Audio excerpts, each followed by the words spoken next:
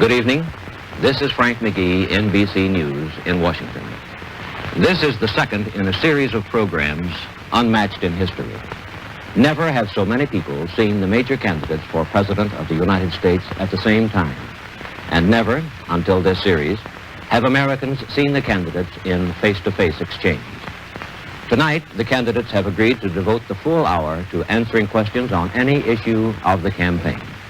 And here tonight are the Republican candidate, Vice President Richard M. Nixon, and the Democratic candidate, Senator John F. Kennedy.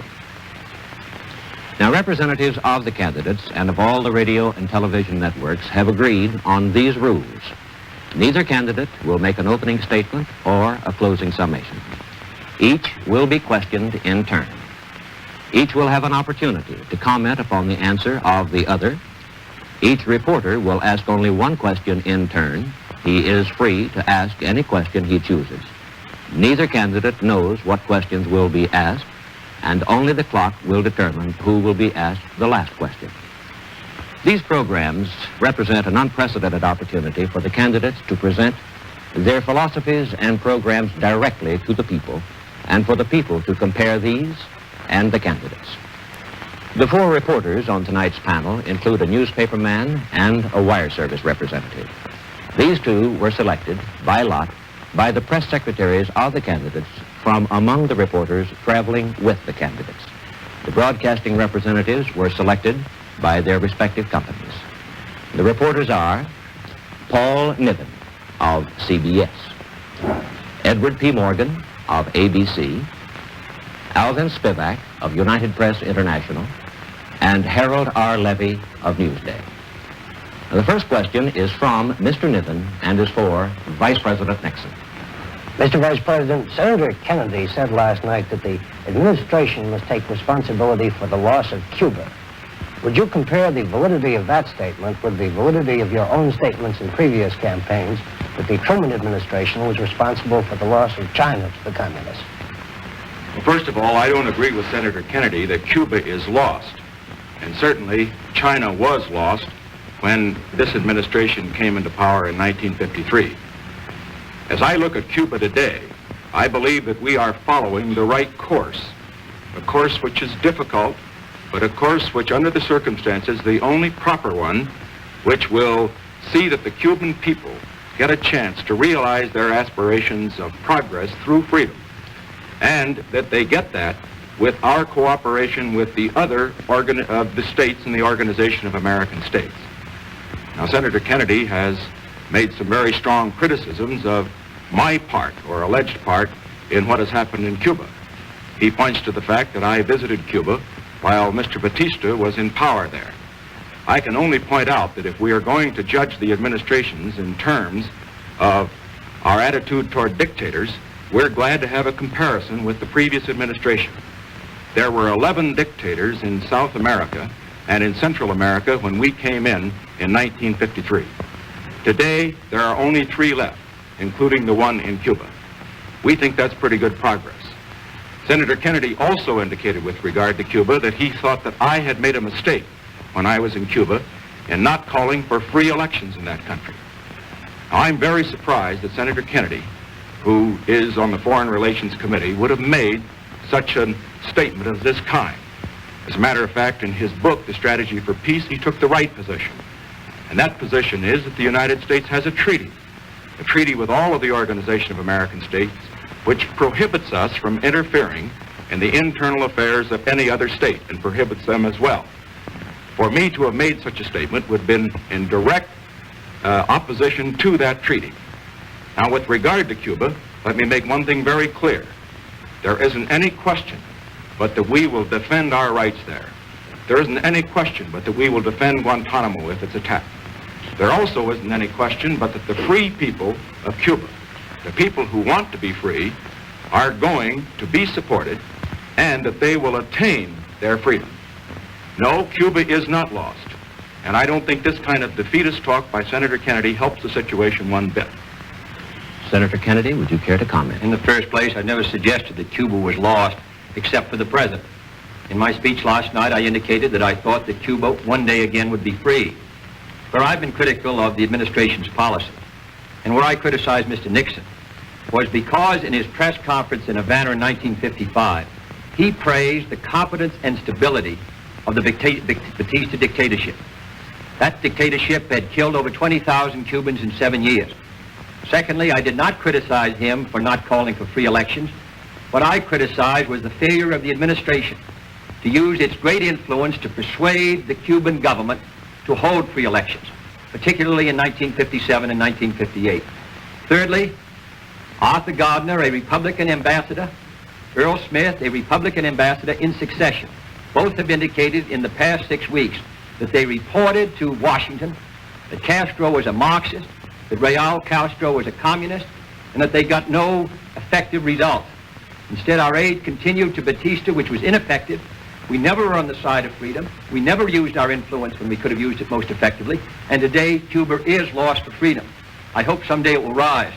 But I don't think it will rise if we continue the same policies towards Cuba that we did in recent years, and in fact towards all of Latin America.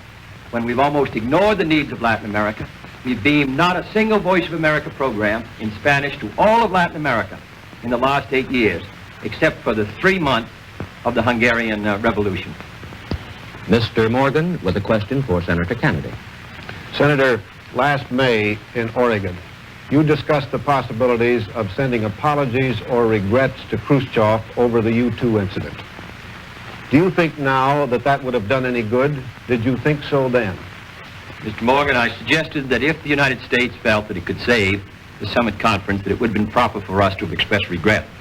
In my judgment, that statement has been distorted by Mr. Nixon and others in their debates around the country and in their discussions. Mr. Lodge on Meet the Press a month ago said if there was ever a case when we did not have law on our side, it was in the U-2 incident. The U-2 flights were proper from the point of view of protecting our security, but they were not in accordance with international law. And I said that I felt that rather than tell the lie which we told, rather than indicate that the flights would continue, in fact, I believe Mr. Nixon himself said on May 15th that the flights would continue, even though Mr. Herter testified before the Senate Foreign Relations Committee that they had been canceled as of May 12th, that it would have been far better that if we had expressed regrets, if that would have saved the summit, and if the summit is useful, and I believe it is. The point that is always left out is the fact that we expressed regrets to Castro this winter, that we expressed regrets to the Eisenhower administration, expressed regrets for a flight over southern Russia in 1958. We expressed regrets for a flight over eastern Germany under this administration. The Soviet Union in 1955 expressed regrets to us over the Bering Sea incident. The Chinese communists expressed regrets to us over a plane incident in 1956. That is the accepted procedure between nations. And my judgment is that we should follow the advice of Theodore Roosevelt. Be strong, maintain a strong position, but also speak softly. I believe that in those cases where international custom calls for the expression of a regret, if that would have kept the summit going, in my judgment, it was a proper action. It's not appeasement. It's not soft. I believe we should be stronger than we now are. I believe we should have a stronger military force. I believe we should increase our strength all over the world. But I don't confuse words with strength. And in my judgment, if the summit was useful, if it would have brought us closer to peace, that rather than the lie that we told, which has been criticized by all responsible people afterward, it would have been far better for us to follow the common diplomatic procedure of expressing regrets and then try to move on. Mr. Vice President. I think Senator Kennedy is wrong on 3 counts. First of all, he's wrong in thinking, or even suggesting, that Mr. Khrushchev might have continued the conference if we had expressed regrets. He knew these fights were going on long before, and that wasn't the reason that he broke up the conference. Second, he's wrong in the analogies that he makes. The United States is a strong country. Whenever we do anything that's wrong, we can express regrets. But when the President of the United States is doing something that's right, something that is for the purpose of defending the security of this country against surprise attack, he can never express regrets or apologize to anybody, including Mr. Khrushchev. Now, in that connection, Senator Kennedy has criticized the President on the ground not only of not expressing regrets, but because he allowed this flight to take place while the summit conference, or immediately before the summit conference occurred. This seems to me is criticism that again is wrong on his part. We all remember Pearl Harbor. We lost 3,000 American lives. We cannot afford an intelligence gap. And I just want to make my position absolutely clear with regard to getting intelligence information. I don't intend to see to it that the United States is ever in a position where, while we're negotiating with the Soviet Union, that we discontinue our intelligence effort. And I don't intend ever to express regrets to Mr. Khrushchev or anybody else if I'm doing something that has the support of the Congress and that is right for the purpose of protecting the security of the United States.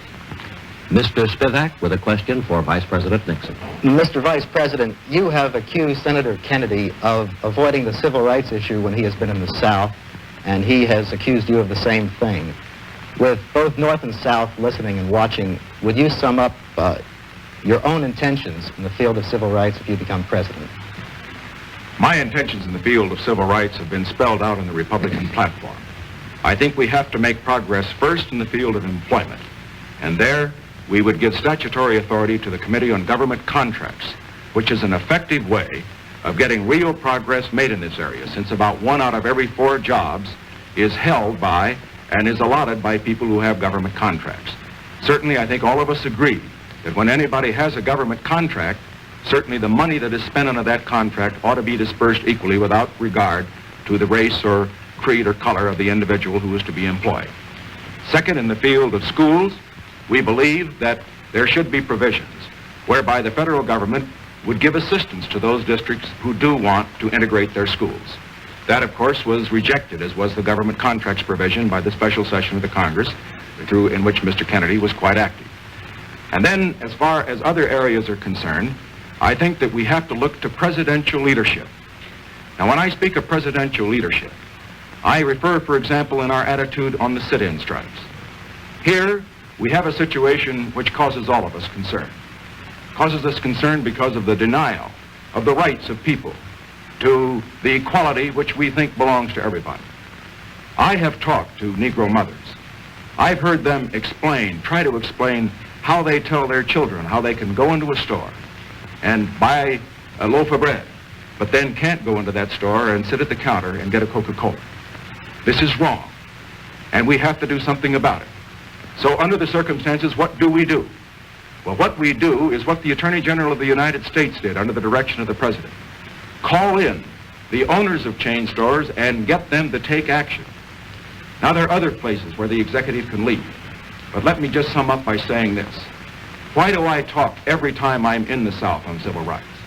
Not because I am preaching to the people of the South, because this isn't just a Southern problem, it's a Northern problem and a Western problem. It's a problem for all of us. I do it because it's the responsibility of leadership. I do it because we have to solve this problem together. I do it right at this time particularly because when we have Khrushchev in this country, a man who has enslaved millions, a man who has slaughtered thousands, we cannot continue to have a situation where he can point the finger at the United States of America and say that we are denying rights to our citizens.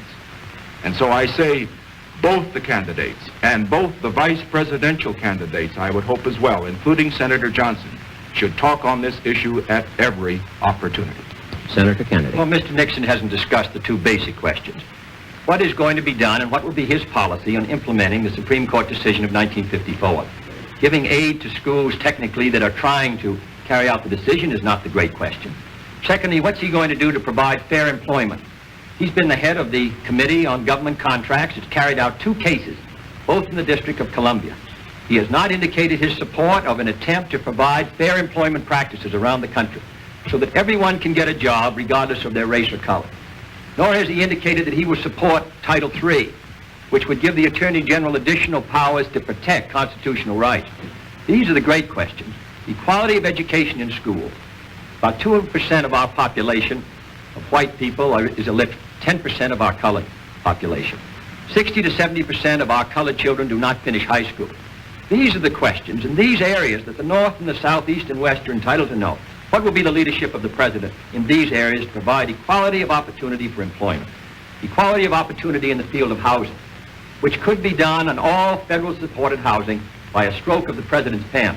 What will be done to provide equality of education in all sections of the United States? Those are the questions to which the President must establish a moral tone and moral leadership. And I can assure you that if I'm elected President, we will do so. Mr. Levy with a question for Senator Kennedy.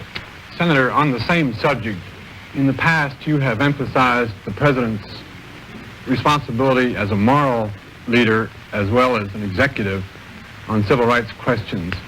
What specifically might the next President do in the event of an occurrence such as Little Rock or the lunch counter sit-ins? Well, let me say that I think the President operates in a number of different areas. First, as a legislative leader. And as I just said, I believe that the passage of the so-called Title III, which gives the Attorney General the power to protect constitutional rights in those cases where it's not possible for the person involved to bring the suit. Secondly, as an executive leader, there have been only 6 cases brought by this Attorney General under the voting bill passed in 1957 and the voting bill passed in 1960. The right to vote is basic. I do not believe that this administration has implemented those bills which represent the will of the majority of the Congress on 2 occasions with vigor. Thirdly, I don't believe that the Government Contracts Division has operated with vigor. Everyone who does business with the government should have the opportunity to make sure that they do not practice discrimination in their hiring, and that's in all sections of the United States. And then, fourthly, as a moral leader, there is a very strong moral basis for this concept of equality before the law. Not only equality before the law, but also equality of opportunity. We are in a very difficult time. We need all the talent we can get. We sit on a conspicuous stage. We are a goldfish bowl before the world. We have to practice what we preach. We set a very high standard for ourselves. The communists do not. They set a low standard of materialism. We preach in the Declaration of Independence and in the Constitution, in the statement of our greatest leaders, we preached very high standards. And if we're not going to be charged before the world with hypocrisy, we have to meet those standards. I believe the President of the United States should indicate it. Now, lastly, I believe in the case of Little Rock. I would have hoped that the President of the United States would have been possible for him to indicate it clearly that the Supreme Court decision was going to be carried out. I would have hoped that it would have been possible to use marshals to do so. But it evidently, under the handling of the case, it was not. I would hope an incident like that would not happen.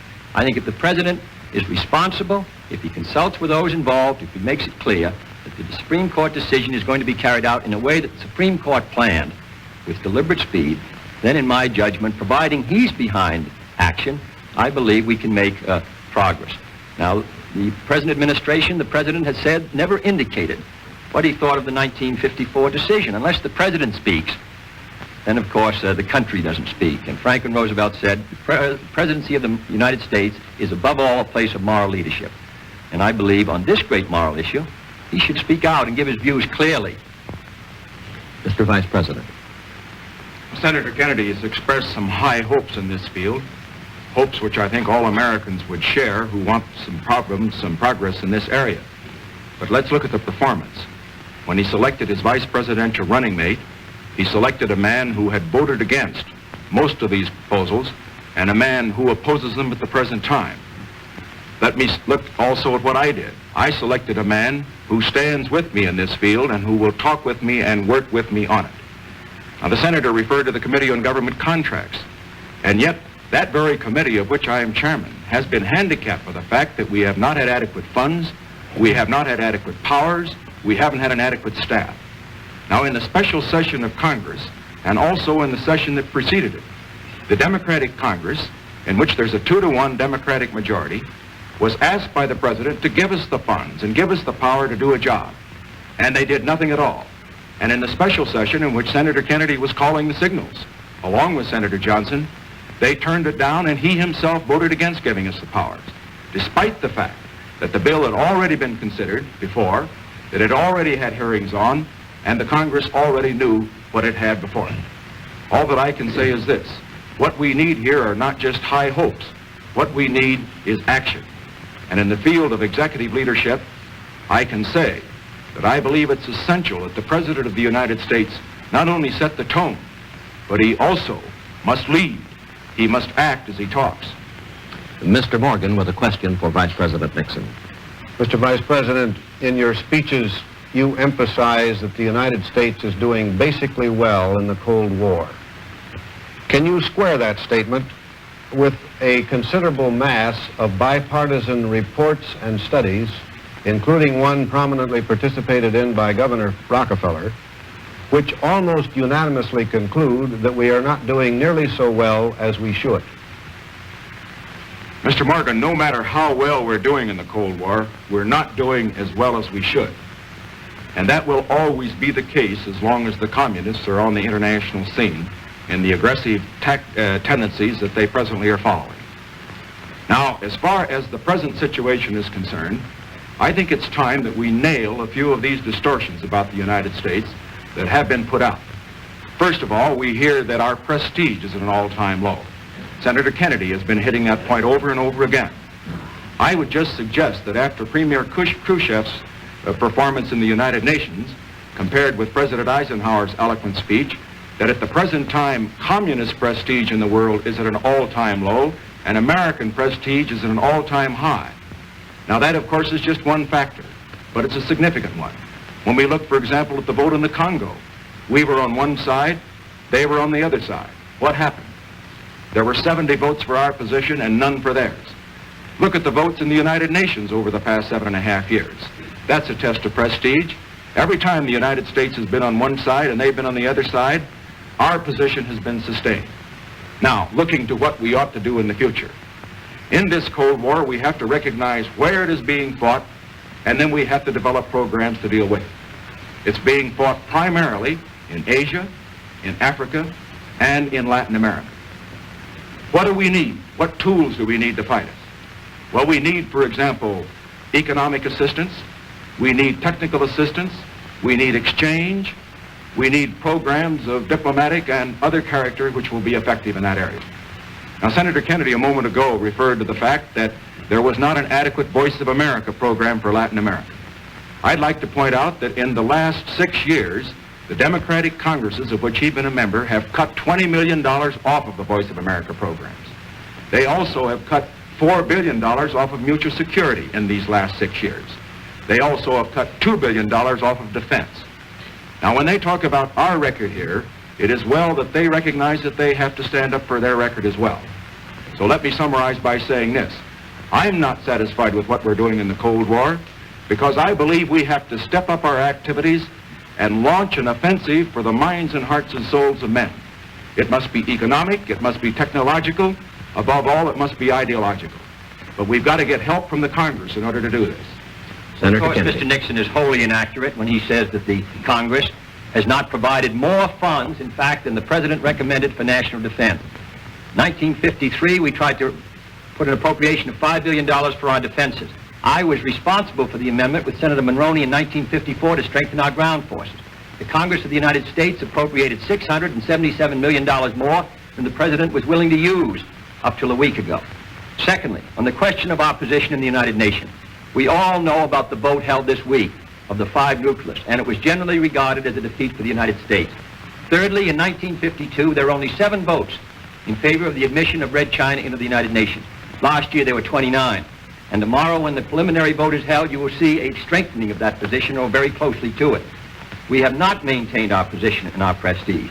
A Gallup poll taken in February of this year, asking in 8 out of 9 countries, they asked the people, who do they think would be ahead by 1970, militarily and scientifically? And a majority in 8 of the 9 countries said the Soviet Union would by 1970. Governor Rockefeller has been far more critical in June of our position in the world than I have been. The Rockefeller Brothers report, General Ridgway, General Gavin, the Gaither report, various reports of congressional committees all indicate that the relative strength of the United States, both militarily, politically, psychologically, and scientifically, and industrially, the relative strength of the United States compared to that of the Soviet Union and the Chinese Communists together has deteriorated in the last 8 years, and we should know it, and the American people should be told the facts. Mr. Spivak with a question for Senator Kennedy. Senator, following this up, how would you go about increasing the prestige you say we're losing, and could the programs you've devised to do so be accomplished without absolutely wrecking our economy? Yes, we have been wholly indifferent to Latin America until the last few months. The program that was put forward this summer, after we broke off the sugar quota with Cuba, really was done because we wanted to get through the OAS meeting a condemnation of Russian infiltration of Cuba. And therefore we passed an authorization, not an aid bill, which was the first time really since the Inter-American Bank, which was founded a year ago, was developed, that we really have looked at the needs of Latin America, that we've associated ourselves with those people. Secondly, I believe that that it's far better for the United States instead of concentrating our aid, particularly in the underdeveloped world, on surplus military equipment, we poured $300 million of surplus military equipment into Laos. We paid more military aid, more aid into Laos per person than in any country in the world. And we all know now that Laos is moving from neutralism in the direction of the communists. I believe instead of doing that, we should concentrate our aid in long-term loans, which these people can pay back, either in hard money or in local currency. This permits them to maintain their self-respect. It permits us to make sure that the projects which are invested in are going to produce greater wealth. And I believe that in cases of India and Africa and Latin America, that this is where our emphasis should be. I would strengthen the Development Loan Fund. And Senator Fulbright, Senator Humphrey, and I tried to do that. We tried to provide an appropriation of $1.5 billion for 5 years on a long-term loan basis, which this administration opposed.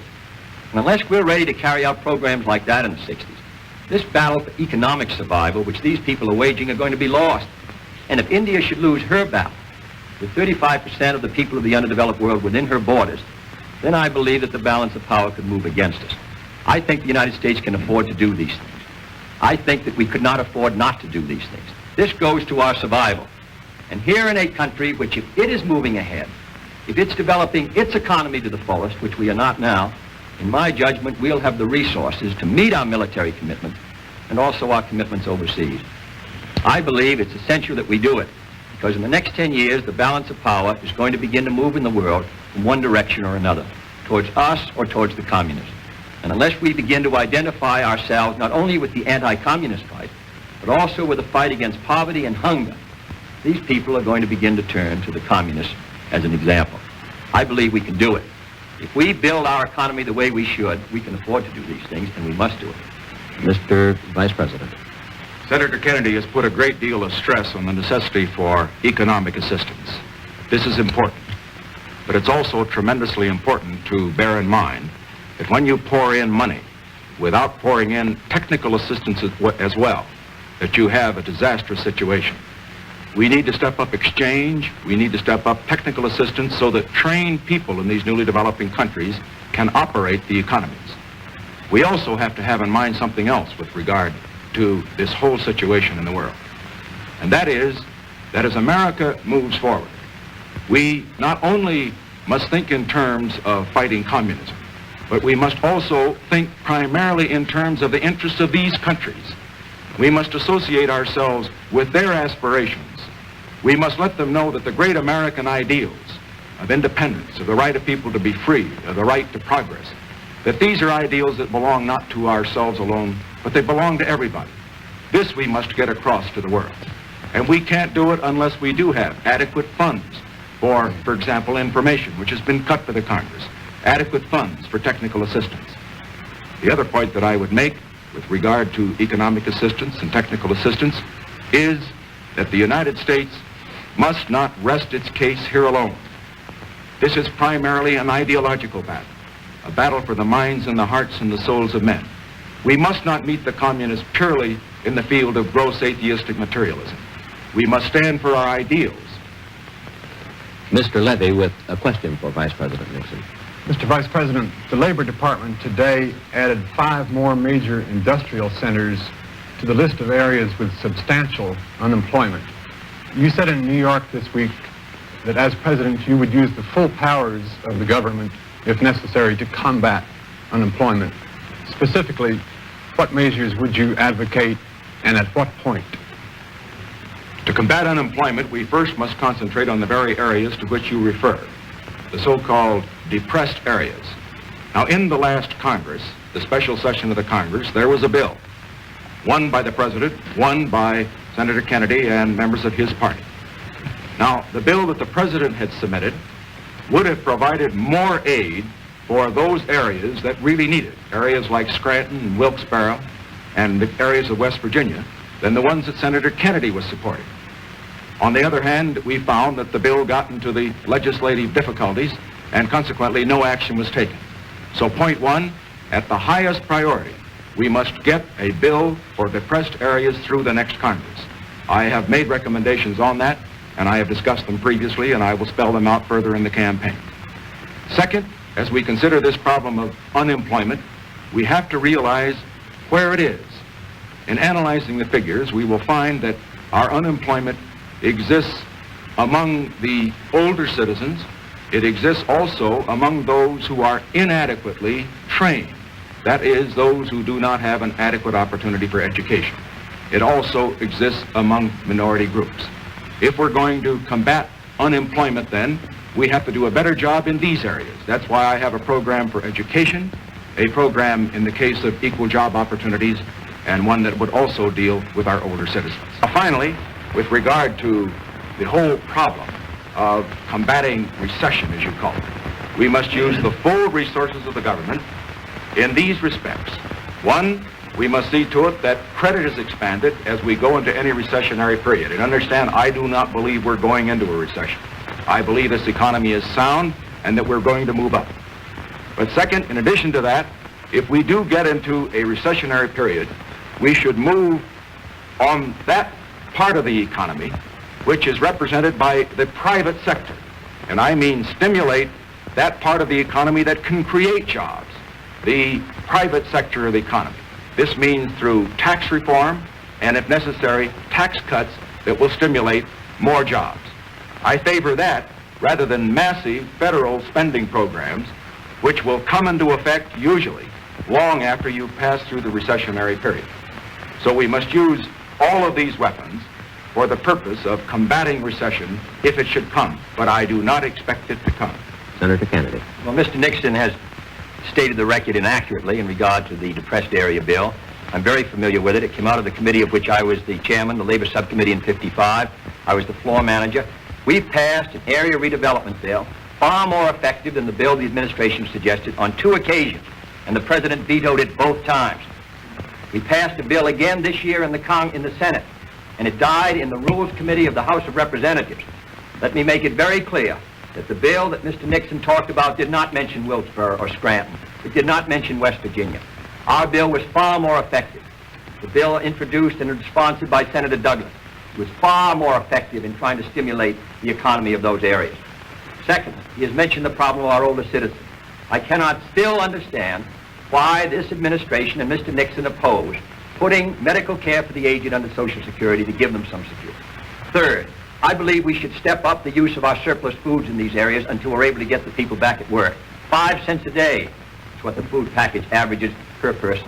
Fourthly, I believe we should stimulate the economy. I believe we should not carry out a hard money, high interest rate policy which helped intensify certainly the recession of 1958 and I think helped bring to the slowdown of 1960. If we move into a recession in 61, then I would agree that we have to put more money into the economy. And it can be done by either one of the 2 methods discussed. One is by programs such as aid to education. The other would be to make a judgment on what's the most effective tax program to stimulate our economy. Mr. Niven with a question for Senator Kennedy. Senator, while the main theme of your campaign has been this decline of American power and prestige in the last 8 years, you've hardly criticized President Eisenhower at all. And in a speech last weekend, you said you had no quarrel with the president. Now, isn't Mr. Eisenhower and not Mr. Nixon responsible for any such decline? Well, I understood that this was the Eisenhower-Nixon administration, according to all the Republican propaganda that I've read. The question is what we're going to do in the future. I've been critical of this administration, and I've been critical of the president. In fact, Mr. Nixon discussed that a week ago in a speech. I believe that our power and prestige in the last 8 years has declined. Now, what is the issue is what we're going to do in the future. Now, that's an issue between Mr. Nixon and myself. He feels that we're moving ahead we're not going into a recession in this country economically. He feels that our power and prestige is stronger than it ever was relative to that of the communists, that we're moving ahead. I disagree. And I believe the American people have to make the choice on November 8th between the view of whether we have to move ahead faster, whether what we're doing now is not satisfactory, whether we have to build greater strength at home and abroad, and Mr. Nixon's view. That's the great issue. President Eisenhower moves from the scene on January 20th, and the next 4 years are the critical years. And that's the debate. That's the argument between Mr. Nixon and myself. And on that issue, the American people have to make their judgment. And I think it's an important judgment. I think in many ways this election is more important than any since 1932, or certainly almost any in this century, because we disagree very fundamentally on the position of the United States. And if his view prevails, then I think that's going to bring an important result to this country in the 60s. If our view prevails that we have to do more, that we have to make a greater national and international effort, that we have lost prestige in Latin America. The president of Brazil, the new incumbent, running for office, called on Castro during his campaign because he thought it was important to get the vote of those who were supporting Castro in Latin America. In Africa, the United States has ignored Africa. We gave more scholarships to the Congo this summer we offered them than we'd given to all of Africa the year before. Less than 200 for all the countries of Africa, and they need trained leadership more than anything. We've been having a very clear decision in the last 8 years. Mr. Nixon has been part of that administration. He's had experience in it. And I believe this administration has not met its responsibilities in the last 8 years, that our power relative to that of the communists is declining, that we're facing a very hazardous time in the 60s, and unless the United States begin to move here, unless we start to go ahead, I don't believe that we're going to meet our responsibility to our own people or to the cause of freedom. I think the choice is clear, and it involves the future. Mr. Vice President. First of all, I think Senator Kennedy should make up his mind with regard to my responsibility. In our first debate, he indicated that I had not had experience, or at least had not participated significantly in the making of the decisions. I'm glad to hear tonight that he does suggest that I have had some experience. Let me make my position clear. I have participated in the discussions leading the decisions in this administration. I'm proud of the record of this administration. I don't stand on it because it isn't something to stand on, but something to build on. Now, looking at Senator Kennedy's credentials, he is suggesting that he will move America faster and further than I will. But what does he offer? He offers retreads of programs that failed. I submit to you that as you look at his program, for example, with regard to the Federal Reserve and free money or loose money, low interest rates, his program in the economic field generally are the programs that were adopted and tried during the Truman administration. And when we compare the economic progress of this country in the Truman administration with that of the Eisenhower administration, we find that in every index there has been a great deal more performance and more progress in this administration than in that one. I say the programs and the leadership that failed then is not the program and the leadership that America needs now. I say that the American people don't want to go back to those policies. And incidentally, if Senator Kennedy disagrees, he should indicate where he believes those policies are different from those he's advocating today. Mr. Spivak with a question for Vice President Nixon. Mr. Vice President, according to news dispatches, Soviet Premier Khrushchev said today that Prime Minister Macmillan had assured him that there would be a summit conference next year after the presidential elections. Have you given any cause for such assurance, and do you consider it desirable or even possible that there would be a summit conference next year if Mr. Khrushchev persists in the conditions he's laid down? No, of course I haven't talked to Prime Minister Macmillan. It would not be appropriate for me to do so. The president is still going to be president for the next 4 months. And he, of course, is the only one who could commit this country in this period. As far as the summit conference is concerned, I want to make my position absolutely clear. I would be willing as president to meet with Mr. Khrushchev or any other world leader if it would serve the cause of peace. I would not be willing to meet with him, however, unless there were preparations for that conference which would give us some reasonable certainty that you were going to have some success.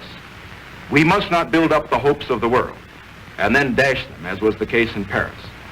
There, Mr. Khrushchev came to that conference determined to break it up. He was going to break it up because he knew that he wasn't going to get his way on Berlin and on the other key matters with which he was concerned at the Paris conference.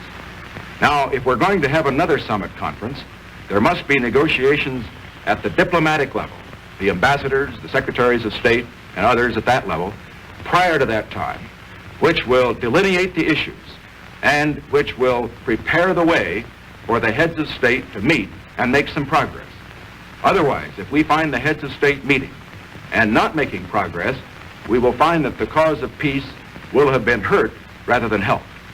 So under these circumstances, I therefore strongly urge, and I will strongly hold, if I have the opportunity to urge or to hold this position, that any summit conference would be gone into only after the most careful preparation and only after Mr. Khrushchev, after his disgraceful conduct at Paris, after his disgraceful conduct at the United Nations, gave some assurance that he really wanted to sit down and talk and to accomplish something and not just to make propaganda. Senator Kennedy. I have no disagreement with the Vice President's position on that. My view is the same as his. Let me say there is only one point I would add. That before we go into the summit, before we ever meet again, I think it's important that the United States build its strength, that it build its military strength as well as its own economic strength.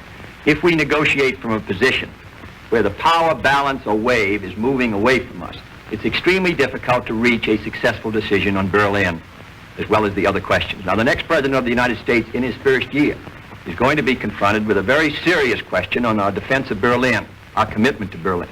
It's going to be a test of our nerve and will. It's going to be a test of our strength. And because we're going to move in 61 and 2, partly because we have not maintained our strength with sufficient vigor in the last years, I believe that before we meet that crisis, that the next President of the United States should send a message to Congress asking for a revitalization of our military strength. Because come spring or late in the winter, we're going to be face to face with the most serious Berlin crisis since 1949 or 50. On the question of the summit, I agree with the position of Mr. Nixon. I would not meet Mr. Khrushchev unless there were some agreements at the secondary level, foreign ministers or ambassadors, which would indicate that the meeting would have some hope of success or a useful exchange of ideas. Mr. Levy with a question for Senator Kennedy. Senator, in your acceptance speech at Los Angeles, you said that your campaign would be based not on what you intend to offer the American people, but what you intend to ask of them. Since that time, you have spelled out many of the things that you intend to do, but you have made only vague reference to sacrifice and self-denial. A year or so ago, I believe, you said that you would not hesitate to recommend a tax increase if you considered it necessary. Is this what you have in mind?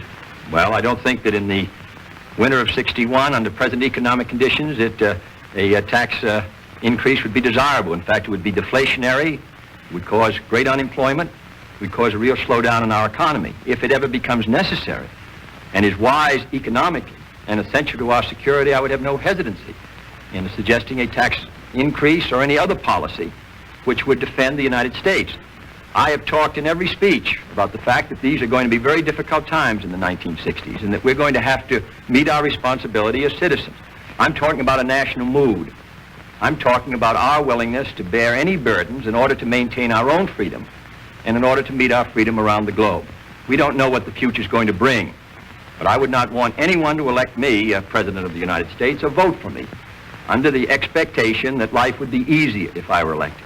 Now, many of the programs that I'm talking about, economic growth, care for the aged, development of our natural resources, build the strength of the United States. That's how the United States began to prepare for its great actions in World War II and in the post-war period. If we're moving ahead, if we're providing a viable economy, if our people have sufficient resources so that they can consume what we produce, then this country's on the move. Then we're stronger. Then we set a better example to the world. So we have the problem not only of building our own military strength and extending our policies abroad, we have to do a job here at home. So I believe that the policies that I recommend come under the general heading of strengthening the United States. We're using our steel capacity 55% today. We're not able to consume what we're able to produce at a time when the Soviet Union is making great economic gains. And all I say is, I don't know what the 60s will bring, except I think they will bring hard times in the international sphere. I hope we can move ahead here at home in the United States. I'm confident we can do a far better job of mobilizing our economy and resources in the United States. And I merely say that if they elect me president, I will do my best to carry the United States through a difficult period. But I would not want people to elect me because I promised them the easy, soft life. I think it's going to be difficult, but I'm confident that this country can meet its responsibilities. Mr. Vice President.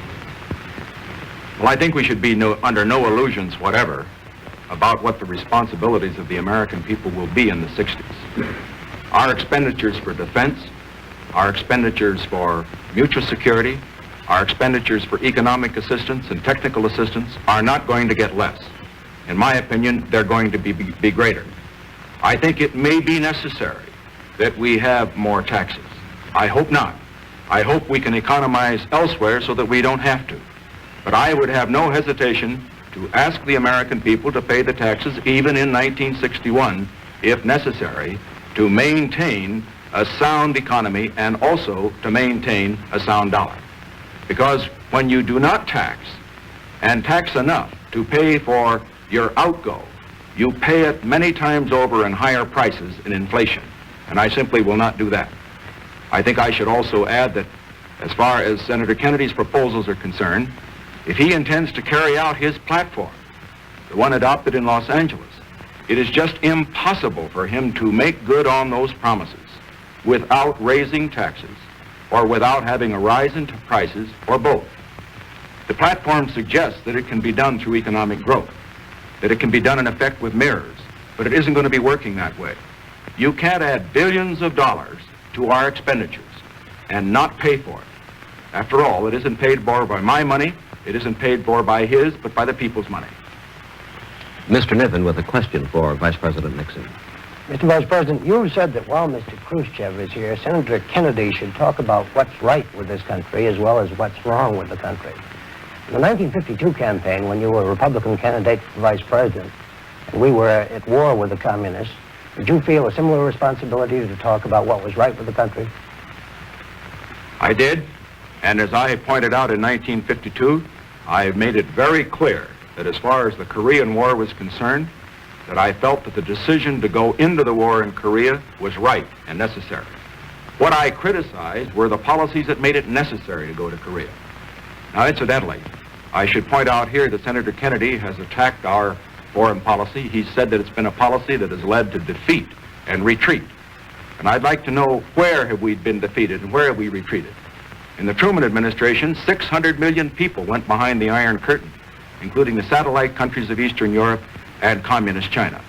In this administration, we've stopped them at Quemoy and Matsu, we've stopped them in Indochina, we've stopped them in Lebanon, we've stopped them in other parts of the world. I would also like to point out that as far as Senator Kennedy's comments are concerned, I think he has a perfect right and a responsibility to criticize this administration whenever he thinks we're wrong.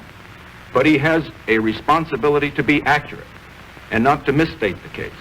I don't think he should say that our prestige is at an all-time low. I think this is very harmful at a time Mr. Khrushchev is here, harmful because it's wrong. I don't think it was helpful when he suggested, and I'm glad he's corrected this to an extent, that 17 million people go to bed hungry every night in the United States. Now, this just wasn't true. Now, there are people who go to bed hungry in the United States, far less, incidentally, than used to go to bed hungry when we came into power at the end of the Truman administration. But the thing that is right about the United States, it should be emphasized, is that less people go to bed hungry in the United States than in any major country in the world. We're the best fed, we're the best clothed, with a better distribution of this world's goods to all of our people than any people in history. Now, in pointing out the things that are wrong, I think we ought to emphasize America's strength. It isn't necessary to run America down in order to build her up. Now, just so we get it absolutely clear, Senator Kennedy must, as a candidate, as I as a candidate in 52, criticize us when we're wrong. And he's doing a very effective job of that in his way. But on the other hand, he has a responsibility to be accurate. And I have a responsibility to correct him every time he misstates the case. And I intend to continue to do so. Senator Kennedy. Well, Mr. Nixon, I'll just give you the testimony of Mr. George Aiken, Senator George Aiken, the ranking minority member, Republican member, and former chairman of the Senate Agricultural Committee, testifying in 1959, said there were 26 million Americans who did not have the income to afford a decent diet. Mr. Benson, testifying on the food stamp plan in 1957, said there were 25 million Americans who could not afford a elementary low-cost diet. And he defined that as someone who uses beans in place of meat. Now, I've seen a good many hundreds of thousands of people who are not adequately fed. You can't tell me that a surplus food distribution of 5 cents per person, and then nearly 6 million Americans receiving that, is adequate. You can't tell me anyone who uses beans instead of meat in the United States, and there are 25 million of them, according to Mr. Benson, is well fed or adequately fed. I believe that we should not compare what our figures may be to India or some other country that has serious problems, but to remember that we are the most prosperous country in the world and that these people are not getting adequate food. And they're not getting, in many cases, adequate shelter. And we ought to try to meet the problem. Secondly, Mr. Nixon has continued to state, and he stated it last week, these fantastic figures of what the Democratic budget platform would cost. They're wholly inaccurate. I said last week I believed in a balanced budget. Unless there was severe recession, and after all, the worst unbalanced budget in history was in 1958 $12 billion, larger than in any administration in the history of the United States. So that I believe that on this subject, we can balance the budget unless we have a national emergency or unless we have a severe recession. Mr. Morgan with a question for Senator Kennedy. Senator, Saturday on television, you said that you had always thought that Quemoy and Matsu were unwise places to draw our defense line in the Far East. Would you comment further on that and also address to this question, couldn't a pullback from those islands be interpreted as appeasement? Well, the United States has on occasion attempted, mostly in the middle 50s, to persuade Chiang Kai-shek to pull his troops back to Formosa. I believe strongly in the defense of Formosa. These islands are a few miles, 5 or 6 miles off the coast of Red China within a general harbor area and more than 100 miles from Formosa. We have never said flatly that we will defend Quemoy and Matsu if it's attacked. We say we will defend it if it's part of a general attack on Formosa, but it's extremely difficult to make that judgment. Now, Mr. Herder, in 1958, when he was Under Secretary of State, said they were strategically undefensible.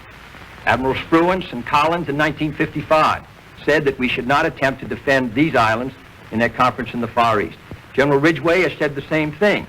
I believe that when you get into a war, if you're going to get into a war for the defense of Formosa, it ought to be on a clearly defined line. One of the problems, I think, at the time of South Korea was the question of whether the United States would defend it if it were attacked. I believe that we should defend Formosa. We should come to its defense. Leave this rather in the air, that we will defend it under some conditions but not under other, I think is a mistake. Secondly, I would not suggest the withdrawal at the point of the communist gun. It is a decision finally that the nationalists should make. And I believe that we should consult with them and attempt to work out a plan by which the line is drawn at the island of Formosa. It leaves 100 miles between the sea.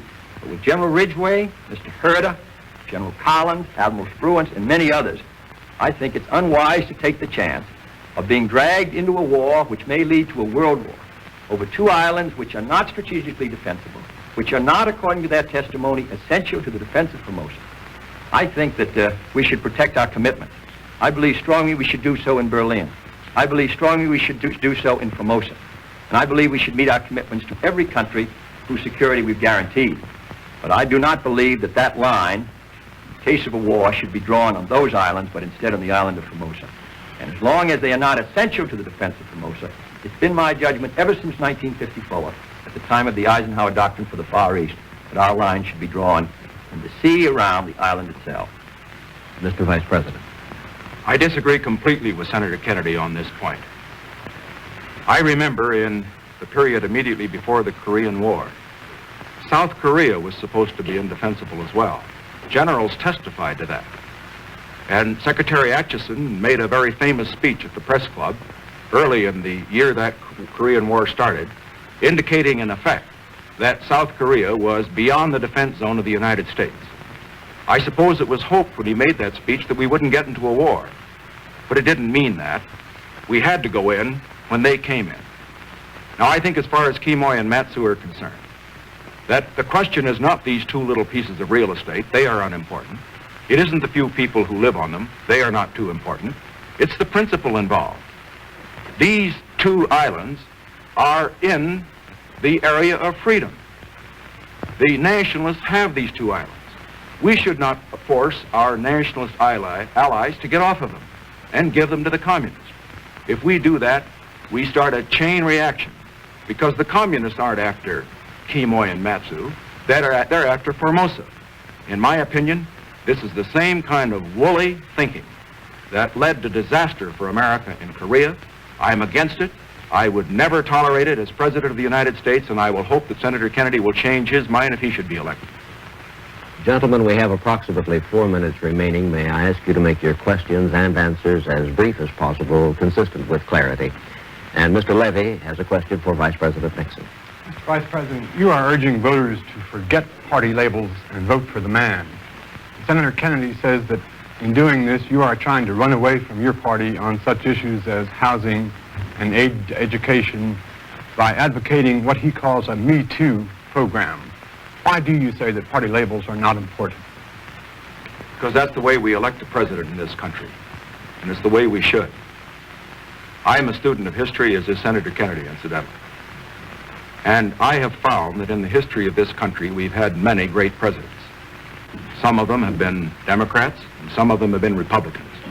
The people, some way, have always understood that at a particular time, a certain man was the one the country needed.